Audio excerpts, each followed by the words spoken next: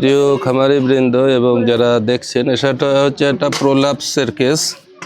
এটা হচ্ছে ইউট্রোভ্যাজাইনাল প্রোলাপস। এখানে সার্ভিক্স পর্যন্ত বের হয়ে আসছে। এটা মূলত বিভিন্ন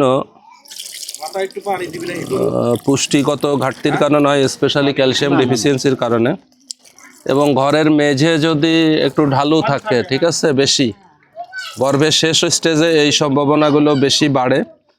তো আমাদের কাজ হচ্ছে আসলে শেষ স্টেজ আবার খাবার দাবারের প্রতি একটু যত্নশীল হইতে হয়, যাতে গ্যাস না হয়। ম্যানেজমেন্টের ক্ষেত্রে যদি কখনো এরকমের ঘটনা ঘটে, চেষ্টা করতে হবে যে পরিষ্কার পরিচ্ছন্নতা যাতে বজায় থাকে।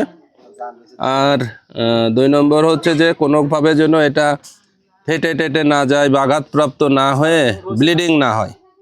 তাছাড়া 2-1 ঘন্টা পরে কাজ করলেও কোনো সমস্যা নাই।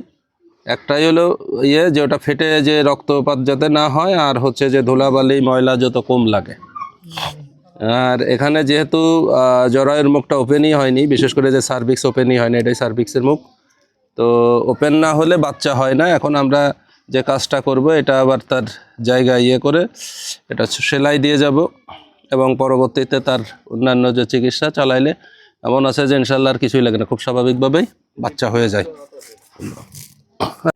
খামারি ভাই বোনেরা এবং যারা শুনছেন বা দেখছেন, আসলে আমরা যে প্রোল্যাপস অফ ইউটেরাস এর কেসটি দেখাইছিলাম, এখন সেটার আমরা সার্জিক্যাল কারেকশন করলাম। তো যেহেতু বাচ্চাটি হওয়ার সময় হয় নাই, এটা পরবর্তীতে বাচ্চা হওয়ার যে পেইন আছে, এটা হলে পরে সেলাইটা কেটে দিলে ইনশাল্লাহ খুব সুস্থভাবে বাচ্চা হয়ে যাবে আশা করি।